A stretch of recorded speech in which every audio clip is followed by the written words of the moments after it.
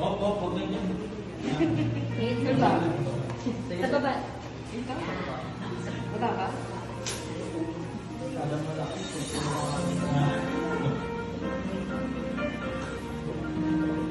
Lalo malaki sila sa mga... Pwede ko rin.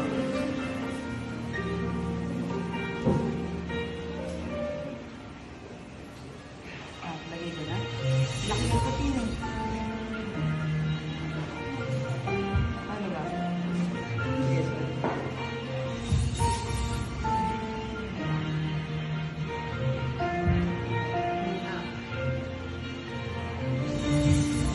Isang wish na lang.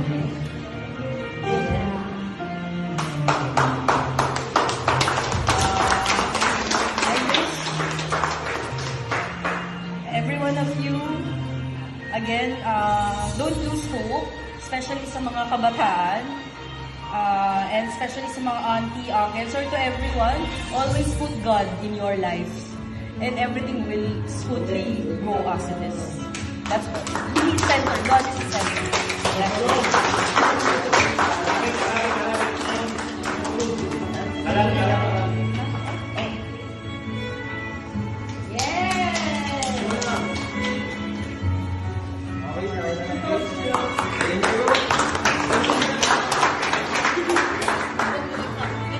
Yung sino mo sino pumasok? Hello mga ka-Rose! Another day, another cake. Kamusta na kayo? For today's video, gagawa tayo ng 2-tier cake na 15 kilos.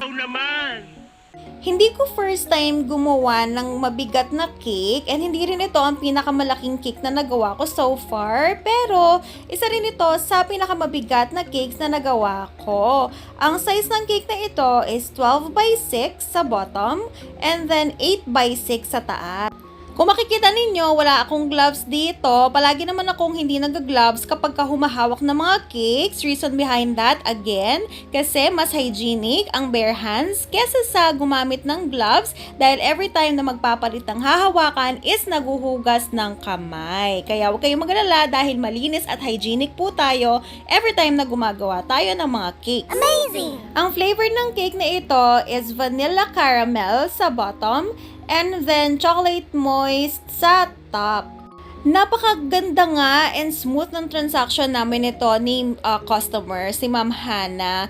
Si Ma'am Hana kasi hindi siya talaga taga Pampanga. Bale, rent lang sila ng transient house dito sa Angeles City to celebrate yung 30th birthday ng ate niya. And nakakatuwa lang dahil kahit na hindi naman tayo ganun kasikat pa and hindi naman talaga kilala, ang dami naman din magagaling na bakers dito sa Angeles City. Tayo ang napili ni Ma'am Hana. Amazing! Nung una, nag-send lang siya sa akin ng design and tinanong niya ako kung magkano ito. So, nag-send ako ng rates. And yung pinakamalaking size ng cake na sinend ko sa kanya sa rates ko is yung 8x4 sa bottom and 6x4 sa taas. Kaso, ang sabi ni customer, gusto niya mas malaki. So, next na size na binigay ko is size 10. Kaso, yun nga, sabi niya ulit, pwede pang mas malaki pa. So, sabi ko sa kanya, pwede natin gawin size 12. And then, taasan na lang natin gawin natin by 6. And then, yung sa taas niya is 8 by 6. Ayun, nag-agree naman si Miss Hana dun sa size na yon. And ayun nga, nag-request siya ng flavor na gusto niya. And yung mga flowers na pinalagay niya is edible flowers. O, diba, bunggahan. Sinan ko sa kanya yung price. And then, nag-send din naman siya agad ng down payment kinabukasan. Kaya napakaganda talaga ng transaction namin. Tuwan-tuwa talaga ako. Kasi madalang lang talaga na merong mag-push ng order, lalo na kapag medyo pricey yung cake, lalong-lalo na yung mag-request na palakihin pa yung cake. Napaka-elegant and simple lang ng design ng cake. Color white lang ang pinaka-base cake niya. And then merong konting red na details. And yung pinaka-mahirap and challenging for me is yung gold drip. Nakagawa na ako ng mga drips before, pero ang pinakamahirap talaga is yung gold drip. Kaya nag-aral talaga ako and nag-research kung paano maa-achieve ang perfect gold drip. Sa mga gusto palang malaman kung paano ko na-achieve ang drip ng cake na ito, meron akong separate na video tutorial na nagawa ko na nung una.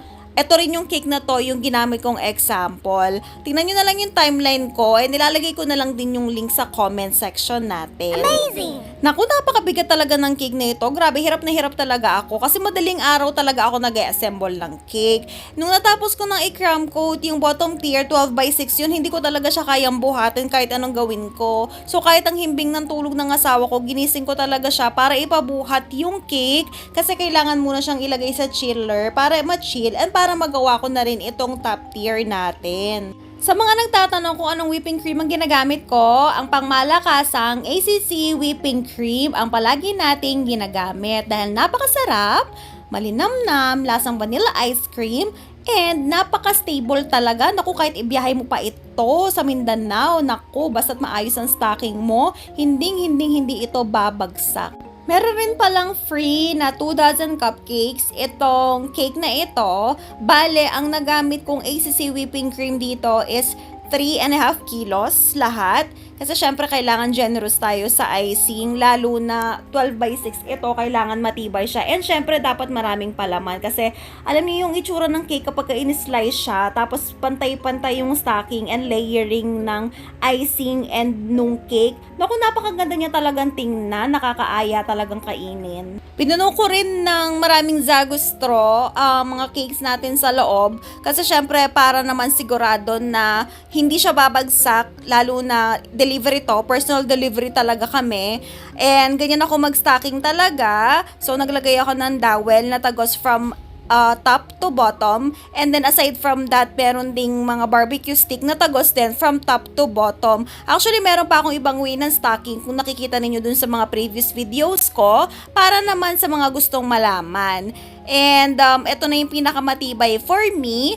Dun sa 3-tier na ginawa ko before, bale, 3 malalaking dowel talaga yung ginamit ko kasi tinravel yun sa Subic. Pero ito, since parang 15 minutes away lang naman sa amin yung biyahe, so okay na tong stocking na ginawa ko. Matibay na yan. After a few days pala ng event ni Ma'am Hana, nag-send siya sa akin ng message para magbigay ng napakagandang feedback talaga.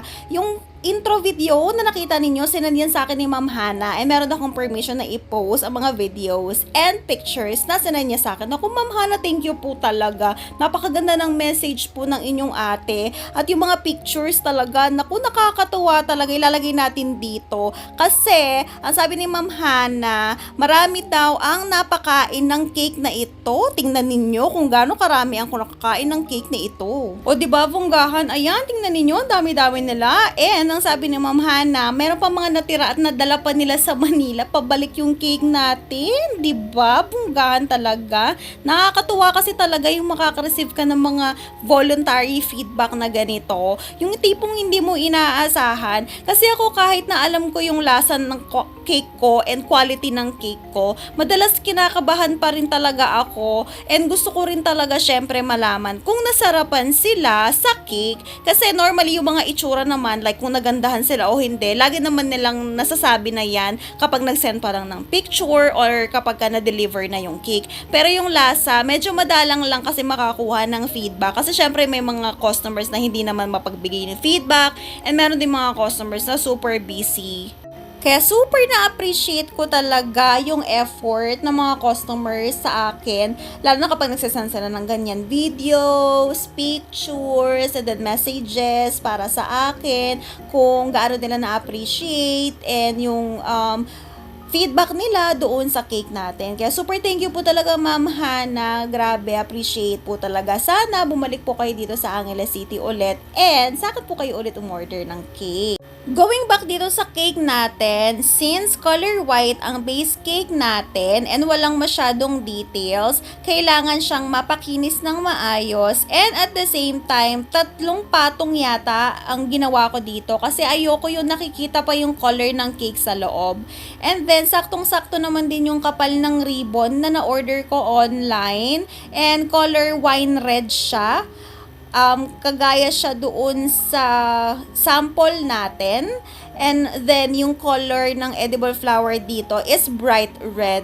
Para naman hindi sila super parehas ng color. Kasi kung parehas yung color ng ribbon and nung flower, hindi na siya masyadong ma-appreciate.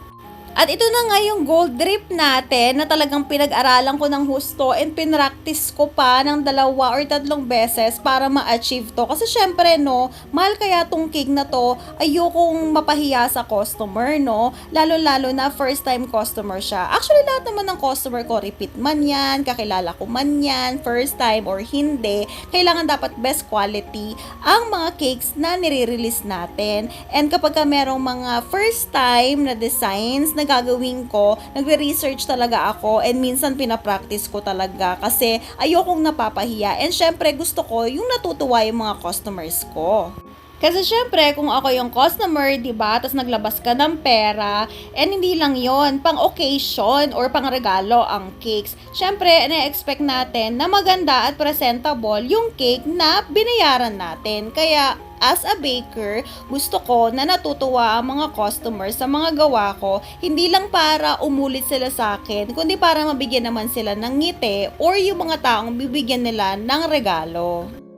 Naku, medyo mahaba pala tong video na na-edit ko kasi gusto kong makita ninyo talaga yung lahat ng details ng paggawa ko ng cake na ito na nauubusan na ako ng sasabihin. Anyway, just to add up, kahit na alam kong papanoorin nyo naman yung tutorial ko ng gold drip kung talagang interesado kayo, Bakersfield na mocha flavored ang ginagamit ko dyan kasi ay naku, kapag ganun kasi, kapag nakabox yung cake, tas bubuksan mo siya sa box, yung amoy ng Bakersfield na mocha at saka yung amoy ng ACC whipping cream, ay naku, grabe talaga. Yung tipong kahit na maganda siya, na ayaw mo siyang slice, is takam na ka sa bango niya. Kaya talagang, naku! Kaya dyan sa mga gustong mag-try, gumawa ng gold drape, naku, perfect ito. Natry ko na yung iba-ibang technique like yung white chocolate na pipinturahan ng gold. Kaso, ang hindi ko gusto dun is yung effort mo na magpintura pa ng gold na may tendency na lumampas sa cake mismo and nakikita yung brush stroke.